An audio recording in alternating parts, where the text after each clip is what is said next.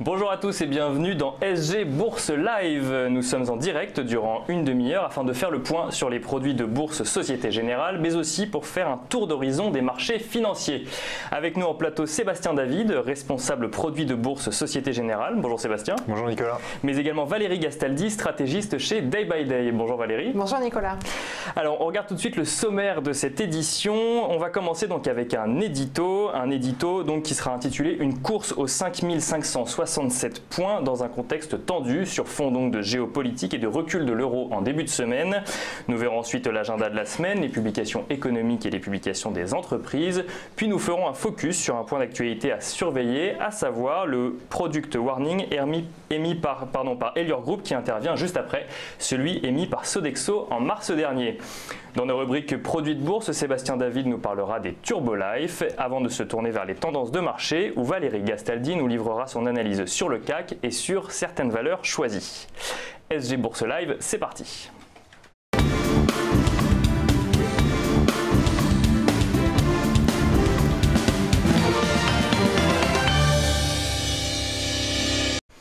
Les investisseurs espèrent voir le CAC 40 dépasser son pic annuel de 5567 points, atteint le 23 janvier dernier, cette semaine. Après une tentative ratée lundi, avec un indice qui clôturait en très légère baisse de 0,02%, nous aurions pu y croire hier avec un pic de séance à 5563 points, mais le Graal reste inatteignable jusqu'à présent. Cela fait pourtant 7 semaines que le CAC 40 n'en finit plus de progresser. Vendredi dernier, la progression des 7 semaines précédentes portait à plus 9% en valeur la progression, soit une hausse de plus de 4% depuis le début de l'année. Malgré des volumes d'échanges plus faibles en ce mois de mai, le CAC 40 a ainsi plutôt bien résisté aux annonces américaines. Le retrait des États-Unis sur l'accord pour le nucléaire iranien tout d'abord, mais également les annonces en dents de scie à propos d'une potentielle guerre commerciale entre la Chine et les États-Unis. Sur ce point, Donald Trump s'est voulu rassurant ce lundi, indiquant qu'il travaillait avec son homologue chinois Xi Jinping pour redonner l'accès au marché américain aux géants chinois. Une position légèrement mise à mal par l'ambassadeur américain en Chine qui déclarait hier que les positions restaient très éloignées avant la reprise des négociations à plus haut niveau. De son côté, la Corée du Nord menace ce matin d'annuler le sommet avec les États-Unis, notamment à cause de la volonté américaine de faire renoncer Pyongyang à l'arme nucléaire. Une décision qui fait suite à la décision de Kim Jong-un d'annuler les pourparlers avec la Corée du Sud, arguant notamment des exercices militaires entre Séoul et les États-Unis. En matière de politique internationale, toujours le dossier italien a légèrement fait frémir les investisseurs, même si la tendance est surtout à l'observation aujourd'hui.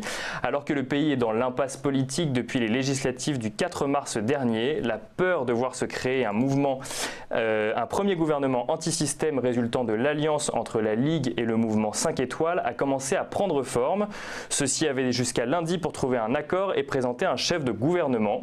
Si les marchés n'y croyaient pas au départ, les partis italiens ont donné le change toute la semaine dernière jusqu'à hier où leur prestation devant le président de la République a finalement été qualifiée de bluff, de farce ou encore d'imbroglio par la presse italienne.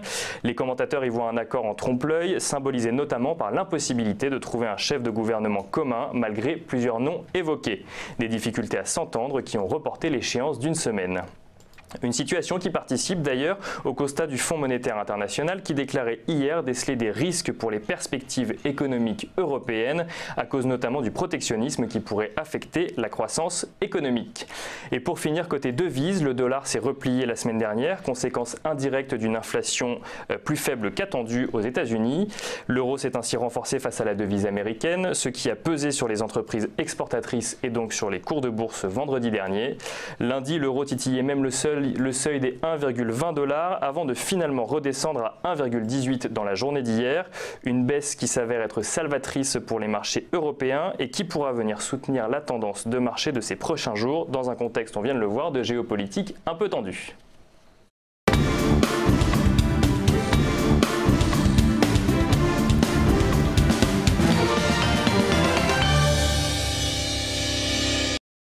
Tout de suite, on passe à l'agenda économique et des entreprises. Donc, aux États-Unis sont attendues cette semaine la production industrielle pour le mois d'avril, mais aussi les inscriptions au chômage pour la semaine du 12 mai. En Europe, on regardera l'inflation sur le mois de février, le nombre d'immatriculations pour le mois d'avril ou encore la balance commerciale pour le mois de mars. Et focus sur la France où les investisseurs regarderont les commercialisations de logements neufs au premier trimestre.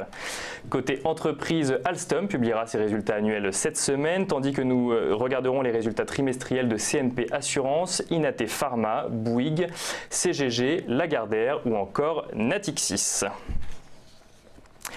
Et enfin, le point d'actualité à surveiller concerne un secteur d'activité, celui de la restauration collective. Après Sodexo, c'est au tour d'Elior Group de lancer un profit warning, soit un avertissement sur ses résultats annuels.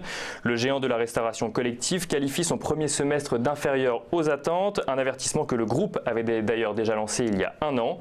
Les raisons de celui-ci, un environnement concurrentiel difficile combiné à une période d'instabilité managériale, selon les mots de Philippe Guillemot, directeur général d'Elior Group. Au-delà des problématiques internes, Elior Group met également en cause un niveau élevé de démarrage de nouveaux contrats, de mauvaises conditions climatiques, mais aussi, et une fois n'est pas coutume, les grèves de transport qui ont pesé sur le chiffre d'affaires et sur la rentabilité des opérations. De son côté, Sodexo, l'autre géant de la restauration collective française, avait émis un profit warning le 29 mars dernier. Voilà pour l'actualité des marchés. Et tout de suite, on s'intéresse aux produits de bourse avec Sébastien David.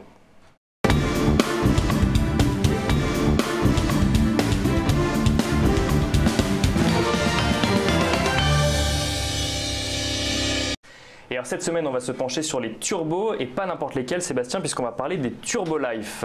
Exactement, les Turbolife. Et avant, on a l'habitude de faire un petit rappel des volumes qui ont été réalisés sur les turbos, sur les sous-jacents les plus traités depuis le début du mois. Et on peut voir que y a quelques sous-jacents qu'on n'a pas forcément l'habitude de retrouver aussi bien placés. On a l'or et le Brent, évidemment, qui ont été très entourés ces dernières semaines, avec toute l'actualité géopolitique et notamment le Brent qui a fortement augmenté. Donc beaucoup d'investisseurs sont positionnés sur des produits haussiers, donc des calls turbo. On peut noter également Total qui suit à peu près la même tendance. Air France qui fait l'actualité ces dernières semaines avec la fameuse grève des pilotes, effectivement, on en entend parler presque tous les jours. Exactement, grève des pilotes. Et puis l'année dernière, on en parlait énormément d'Air France parce qu'il y a eu des performances boursières exceptionnelles. Et même en début d'année, on était aux alentours de 14 € et là, on est tombé à 7 €. Donc effectivement très entouré, beaucoup de positions vendeuses sur Air France, donc des investisseurs qui sont positionnés sur des turbo put, des stratégies baissières sur le titre, donc c'est pour ça qu'on le retrouve aussi bien placé dans le top 5. Les valeurs bancaires qu'on retrouve, qu'on a l'habitude de retrouver même un petit peu mieux placées et qui ont annoncé leur résultat, en tout cas pour les banques les plus importantes. Ubisoft également, qu'on retrouve dans ce classement, qui a des très très belles performances depuis le début de l'année et qui sur un mois a une performance de plus de 10%. On attend, et beaucoup d'investisseurs attendent avec impatience les résultats qui vont être annoncés demain. Et donc certains investisseurs sont positionnés, que ce soit sur les stratégies haussières ou baissières, mais en tout cas il y a beaucoup d'attentes sur ce titre. Alors merci Sébastien pour ce palmarès. On va maintenant regarder les Turbolife de plus près. Et avant de s'intéresser justement à ces Turbolife, on va regarder les différentes solutions à effet de levier proposées parmi les 10 000 produits de bourse de la Société Générale et voir où se situent du coup les Turbolife dans le plan que vous pouvez voir juste là. Donc il y a 3 types de produits: diversification, rendement ou effet de levier. C'est ça chez Société Générale? Exactement. Alors oui, il y a beaucoup de produits, mais il y a quelques moyens pour s'y retrouver en fonction de vos horizons d'investissement. Si vous avez un horizon d'investissement plutôt moyen-long terme, on sait qu'on va se diriger plutôt vers des produits de diversification ou des produits de rendement. Diversification avec les Lyxor ETF, les trackers qui permettent de suivre un indice et sur lequel on peut rester positionné en fonction des anticipations plusieurs semaines, voire plusieurs mois sur différents sous-jacents, différentes classes d'actifs. Produits de rendement également des horizons moyens long terme et les produits à effet de levier qui représentent à peu près 80% de notre gamme et dans lesquels il y a différentes variantes avec l'Evaran, le produit historique de la Société Générale qui a été lancé en 89, et des produits un petit peu plus récents, comme les certificats Livret des Shorts, qui permet de répliquer avec un effet de levier des indices, la performance d'indices, d'actions, de matières premières ou de devises, mais avec un levier fixe, et les turbos sur lesquels on retrouve des produits qui s'adressent à des investisseurs très actifs, donc très actifs, c'est-à-dire qui vont passer plusieurs ordres par jour, ou des investisseurs court terme qui gardent leur position quelques jours ou au maximum quelques mois quand on parle de turbo infini. Mais ça, tout dépend du levier, parce qu'il faut savoir que on a des produits qui sont adaptés à chaque profil de risque, à chaque profil rendement-risque. Plus il y a de rendement, plus il y a de levier, plus il y a de risque évidemment, et sur ces produits il faut faire extrêmement attention parce qu'il y a un risque maximum de perte en capital, mais il y a des produits sur lesquels le levier peut être un peu moins important et sur lesquels on peut se permettre de rester investi un petit peu plus longtemps. Alors on le voyait dans la classification, il y a des turbos infinis, des turbos infinis best ou des turbo live dont on va parler aujourd'hui. Qu'est-ce qui fait la différence du turbo live justement? Alors c'est vrai que pour aujourd'hui il y a beaucoup de turbos, beaucoup de catégories de turbos qui sont disponibles, qui sont proposés aux investisseurs. Pourquoi? Parce que c'est les produits de bourse les plus traités aujourd'hui. C'est ceux qui rencontrent le plus de succès. Pourquoi? Parce que c'est la gamme la plus large. Il y a des caractéristiques différentes sur chaque produit qui conviennent à chaque investisseur. Et effectivement, la gamme a évolué en fonction du contexte de marché et la demande des investisseurs. Turbo Life, en fait, c'est simple, c'est très proche des turbos infinis que connaissent les clients. Ça veut dire turbo infini, ça veut dire pas de date d'échéance sur ces produits, donc une maturité ouverte. Alors ça ne veut pas dire qu'on va rester plusieurs années sur ces produits, ça reste des produits à levier, donc attention, ça reste sur des horizons court terme, mais pas de date d'échéance. Un seuil de sécurité, donc ça veut dire que votre produit il a ce qu'on appelle un stop loss ou un seuil de sécurité, donc si celui-ci est touché, votre produit est désactivé, et éventuellement vous avez une valeur de remboursement comme sur les turbos infinis, sauf que sur ces produits, dès qu'on touche ce seuil de sécurité, on ajuste les paramètres, donc que ce soit la parité et le prix d'exercice, pour retrouver le même levier qu'on avait à l'émission du produit. Et ça permet deux choses en fait.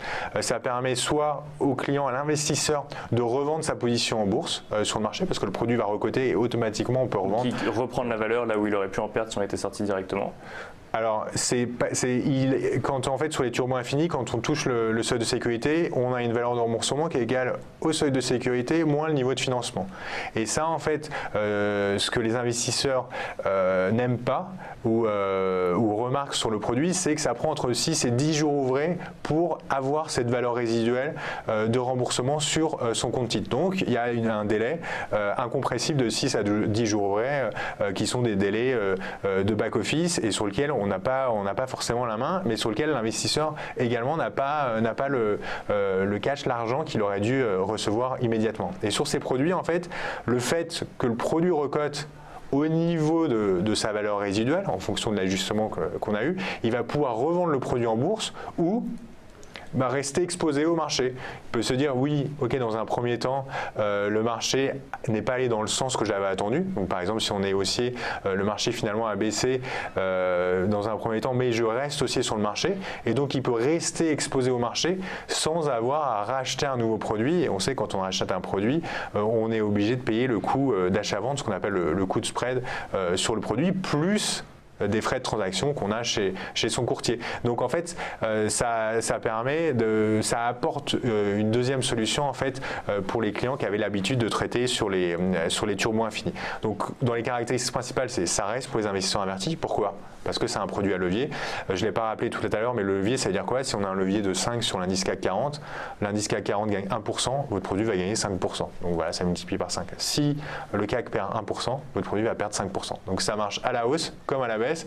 Donc dès qu'on entend le levier... D'où l'intérêt de s'y connaître un petit peu quand même. Voilà, exactement. D'où l'intérêt de connaître le marché, avoir une certaine expérience en bourse et maîtriser les produits à effet de levier. Donc effectivement, certains vont se positionner sur des leviers très importants mais c'est des investisseurs très avertis, ils ont l'habitude de traiter ce type de produit et ils vont avoir des horizons très court terme. Très court terme, c'est-à-dire je peux acheter un produit à 10 heures, je peux le revendre à midi en fonction de ce qu'a fait le marché. Et d'autres vont prendre un peu moins de levier pour avoir des horizons de temps des horizons d'investissement un petit peu plus longs. C'est pour ça qu'on voit court ou moyen terme.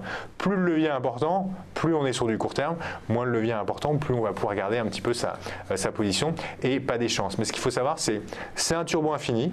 Les clients qui ont l'habitude de traiter les turbos infinis, c'est des produits qui sont très connus maintenant des investisseurs, c'est un turbo infini, mais sur lequel il n'y a pas de désactivation. Le seul cas où on peut avoir une désactivation, et on peut le voir dans le petit exemple qui va être juste un petit peu après, dans le cas pratique, qui va être proposé. En fait, là, c'est un produit sur lequel on a un niveau de financement à 5000. Et on a un cours d'utilisation à 5400. Comme les turbos infinis, on a une transparence du prix. Le prix, c'est quoi? C'est 5400 moins 5000 divisé par 100. Le produit, il cote 4 euros. Le produit va évoluer en fonction du contexte de marché, en fonction de la valorisation du marché, des évolutions du marché. Si on tombe à 5003, évidemment, le produit va baisser et il va coter 3 euros. 5003 moins 5000 divisé par 100, ça nous fait 3 euros. Si on était monté à 5500, comme dans l'exemple, comme on le voit sur le graphique, à l'écran, le 3, où on a le petit numéro 3, le produit vaut 5 euros, il s'est valorisé, le marché s'est valorisé, mon produit se valorise également. Qu'est-ce qui se passe si on touche 5150? C'est le niveau de mon seuil de sécurité. Comme sur le turbo infini, si on était sur un turbo infini, on aurait été remboursé 5150 moins 5000 divisé par 100, ça nous fait 1,50 €. Et là, on aurait touché cette valeur résiduelle entre 6 et 10 jours ouvrés sur son compte titre. Là, ce qui se passe, il y a un ajustement des caractéristiques qui permettent de retrouver un levier équivalent, proche. On a un levier à l'émission de 13,5, là on repart sur un levier de 13,3 qui nous permet d'avoir une valeur du produit aux alentours de 1,50. Donc si le client finalement il va se dire bah non, le marché il baisse, moi je préfère revendre ma position et éventuellement me positionner sur un autre produit peut-être plus adapté ou attendre d'avoir une autre fenêtre d'investissement, mais donc du coup on peut passer son ordre en bourse ou rester exposé parce qu'en fait on se dit le marché dans un premier temps il a baissé, mais je suis extrêmement haussier et je pense qu'on va aller, comme vous disiez tout à l'heure, vers les 5005, 5006 ou voilà, un marché haussier et en restant positif. Donc ça nous permet d'avoir la transparence en fait, d'un turbo infini, les caractéristiques d'un turbo infini, mais avec une option en plus sur le produit, avec la possibilité éventuellement de revendre ou de rester exposé au marché. Et ça, en fait, ce produit il a été lancé grâce évidemment à l'ingénierie Société Générale, à la recherche sur les produits Société Générale. Pourquoi? Parce qu'il y avait une demande de la part des investisseurs qui tous les jours nous disaient oui, combien vaut ma valeur résiduelle sur mon turbo infini, il a été désactivé, qu'est-ce que je peux faire, quel est le produit qui va le remplacer. Donc c'était un petit peu difficile pour les clients de s'y retrouver sur les produits qui ont été désactivés et d'avoir réellement sa valeur résiduelle sur son compte titre parce que ça prend effectivement un petit peu de temps. Parce que là on voit sur l'exemple qu'on voyait à l'écran, donc il y a un délai de 15 minutes à partir du moment où on a franchi le seuil de sécurité avant qu'il reprenne sa valeur du coup de cotation. Effectivement, dans la théorie c'est 15 minutes maximum. Nous le but c'est que le produit cote le plus rapidement possible. Après dans les marchés, qu'est-ce qui peut se passer? Il peut y avoir une forte variation du marché à la baisse, le marché qui baisse de 3-4%. Donc ça peut mettre un petit peu plus de temps pour les market makers, pour les équipes de trading de la Société Générale, pour recalculer le prix du produit, envoyer les nouveaux niveaux à la bourse, ajuster notre site internet et ensuite recoter et que le produit soit négociable. Donc ça peut prendre un petit peu de temps. Dans les faits et ce qui s'est passé sur les derniers désactivations entre guillemets du produit lorsqu'on a touché le seuil de sécurité, ça allait beaucoup plus vite. Le but c'est en fait on a un objectif à peu près à 5 minutes pour recoter le produit pour que le client il puisse tout de suite voir la valorisation de son produit et qu'il ne soit pas impacté s'il y a une baisse du marché plus importante. Mais dans les faits, oui, ça peut durer au maximum 15 minutes. Et ce que je tiens à souligner également, c'est dans le petit exemple, qu'est-ce qui se passe si en fait on touche, mettons le soir, on est à 5160 points, donc le produit cote toujours, et à l'ouverture, c'est ce qu'on appelle, on a un gap baissier. Donc d'un seul coup, en fait, on ouvre à 4850 points. En fait, on franchit le seuil de sécurité et on franchit le niveau de financement. Et là, c'est le cas extrême où le produit ne va pas être ajusté puisqu'on n'aura pas vu le seuil de sécurité, on a traversé directement le seuil de sécurité plus niveau de financement, et dans ces cas-là, le produit a une valeur nulle. Donc en fait sur ces produits, attention, il peut y avoir un risque de perte en capital qui est intégral, et c'est pour ça que ça reste évidemment pour des investisseurs avertis qui connaissent les risques des produits, les avantages, les inconvénients de chaque produit, et comprennent bien et soient assez actifs sur le marché. Justement, ces avantages et ces inconvénients, on les a un petit peu donnés au fur et à mesure. Si on les résume en une phrase chacun, les avantages du coup d'un TurboLife. L'avantage d'un TurboLife, c'est l'effet de levier. Ça reste un produit à effet de levier sur des sous-jacents qui peut être indice et maintenant action, parce qu'on a une gamme sur action, avec un calcul transparent du prix, puisqu'on peut recalculer effectivement extrêmement facilement soi-même le prix du produit, et avec, lorsqu'on touche son seuil de sécurité, une possibilité de revendre sur le marché du produit ou de rester exposé au marché. Dans un inconvénient, risque de perte intégrale du capital si on traverse directement le niveau de financement, et l'effet de levier fonctionne aussi bien à la hausse mais aussi à la baisse, donc attention sur ces produits à bien maîtriser l'effet de levier, et j'ai envie de dire à bien utiliser les ordres de bourse qui sont mis à la disposition par les courtiers. Utiliser aussi bien les ordres à court limité, donc qui nous permettent, si on achète le produit à 1 €, de le vendre par exemple à 1,20 €, donc prendre un profit lorsqu'on vend à court limité, mais également mettre des ordres à la baisse qu'on appelle stop ou à seuil de déclenchement, par exemple à 0,80, se dire moi je ne vais pas perdre plus de 20% sur mon produit, donc je vends automatiquement mon produit s'il est vendu, si on touche son niveau, et ça permet évidemment d'avoir une bonne gestion du produit, parce que ça peut aller extrêmement vite à la hausse comme à la baisse. Je parlais d'un effet de levier 2, 3 ou 5, on peut avoir des effets de levier de 10 jusqu'à 15 sur ces produits, donc 1% d'évolution, ça peut être 15% à la hausse ou 15% à la baisse, et donc là ça va très très vite. Un mot sur le prix, que ce qu'on soit dans un cas de TurboLife Call ou un cas de TurboLife Put. C'est toujours la même chose, c'est cours du sous-jacent moins niveau de financement divisé par la parité pour les calls, et l'inverse pour les puts, niveau de financement moins cours du sous-jacent divisé par la parité. Toutes les informations, toutes les caractéristiques sont disponibles sur notre site internet sgbourse.fr, et la gamme qui s'est enrichie et qui va continuer à s'enrichir dans les prochains jours, et que vous pouvez retrouver sur notre site internet. Alors pour finir, on va regarder rapidement l'ajustement des caractéristiques. Donc voilà, on a effectivement ce graphique juste devant. Donc c'est effectivement ce dont on parlait tout à l'heure, c'est les 15 minutes, ou en tout cas les 15 minutes maximum. Exactement. Où ça se réajuste automatiquement. En fait, ce qu'il faut voir, c'est qu'il y a un effet de levier lorsqu'on lance le produit. Ça peut être 10, 15, 5. Et si on touche le seuil de sécurité, on va faire en sorte que l'ajustement du niveau de financement, du seuil de sécurité et de la parité fasse qu'on retrouve le même effet de levier, ou qu'on soit très proche de l'effet de levier qu'on avait à l'émission du produit, et ça permet une cotation de nouveau du produit. Merci beaucoup Sébastien David. Voilà donc pour la théorie des TurboLife, et on va maintenant passer à la pratique avec l'analyse de marché.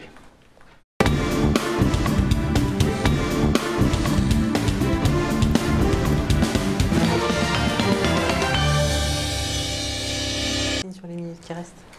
Alors du coup on commence les tendances de marché avec le CAC 40, et le CAC 40, je me retourne vers vous Valérie. Eh bien le CAC 40 à 2 points près a rejoint son record, 5567. Alors bien entendu, dans ces moments-là, je ne peux que vous dire que la tendance est haussière, et vous allez dire bah oui, Valérie n'a pas besoin de toi pour nous dire ça. On peut l'observer. Effectivement, l'analyse technique, c'est le suivi des tendances, et donc ce qui compte, c'est de savoir quand on cesse de suivre la tendance. D'accord ? D'accord. Alors, des tendances, il y en a plusieurs sur le graphique. Il y a des tendances court terme, très court terme, moyen terme, long terme, etc. Donc, on s'intéresse plutôt aux tendances courtes quand on parle de turbo. Donc, voilà le graphique de court terme avec le test des sommets, et je vous propose qu'on descende sur ce que l'on appelle un horizon de temps intraday, où chaque barre représente 1 heure de cotation. Et là, on a un niveau intéressant à 5536 points qui aurait un impact s'il est cassé pendant, disons, une demi-journée à une journée. Donc on est sur des résultats très courts. Pourquoi est-ce que ça aurait un impact? D'abord parce que c'est le point bas d'hier. Donc enfoncer le plus bas de la veille, c'est toujours un petit signal. Ensuite, c'était le sommet de la fin du mois d'avril et vous voyez qu'on avait consolidé, on a hésité et finalement quand on a franchi ce niveau, ça a laissé entrevoir non seulement qu'on allait rejoindre les sommets, mais peut-être même qu'on allait les dépasser. Donc si on réenfonce ce niveau-là, tous les gens qui ont suivi le signal haussier, ils vont se dire aïe aïe aïe, peut-être que j'ai eu tort. Donc il faut anticiper un repli à 5486 dans ce cas-là. Et c'est si on enfonce 5486 que la tendance court terme, c'est-à-dire l'évolution pour une semaine ou 2 semaines, sera interrompue et qu'il faudra à ce moment-là envisager un repli plus profond. Mais donc pour le moment, ça reste haussier, même si on voit bien que c'est lent. Surveiller 5536, c'est sous ce niveau-là qu'il faut à très court terme arrêter d'être à l'achat et en revanche revenir essayer de se positionner à 5486. Alors dans ce contexte, Sébastien, quel Turbo Life si j'anticipe une hausse du CAC 40? Et alors là, donc si on a une hausse, évidemment, on se positionne sur un produit call, un Turbo Life call CAC 40. On a sur le produit un seuil de sécurité à 4778, une échéance ouverte. Et ce qu'on peut remarquer, c'est qu'à l'émission, le produit il a une parité de 100 pour 1. Et là, la parité à 287. Pourquoi? Parce qu'on a déjà touché le seuil de sécurité sur ce produit. Donc à bien vérifier les caractéristiques sur notre site internet. Le mémonique pour le négocier, c'est AAA9S. Si par contre, on pense que la tendance va être baissière, on a un put seuil de sécurité 6422, un cours à 10,75 et pour le négocier à 10S. Si on part maintenant du côté des valeurs, Valérie, qu'est-ce qu'on regarde aujourd'hui? Bon, on va commencer par une valeur qui reste haussière dans le sens de l'indice, c'est Vallourec. Elle accélère même à la hausse aujourd'hui. Donc vous voyez le graphique, on a eu une première jambe de hausse début avril, une consolidation en triangle et on est en train de franchir les précédents sommets.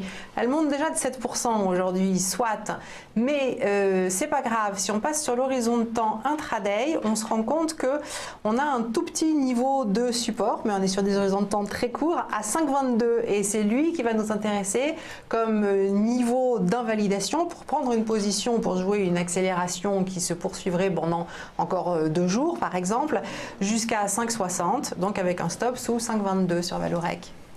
Et Vallourec, est-ce qu'une autre valeur également à regarder? Oui, alors en fait, il n'y a pas beaucoup de sous-jacents pour le moment en Turbo Life, mais ce que l'on peut regarder rapidement ensemble, c'est Air France, parce que ça a été beaucoup traité, et puis bien entendu, c'est une des tendances les plus claires sur l'indice. Donc, c'est pas facile de vendre Air France dans l'immédiat. Il faut être attentif. Hein, je le rappelle, l'analyse technique vous aide à placer et à mesurer votre risque. En fait, en ce moment sur Air France, il faut être un petit peu patient parce qu'on a réagi et on rebaisse depuis un niveau à 7,63. Mais on vaut 7,20, donc 43 centimes, ça fait quand même 6% sur Air France.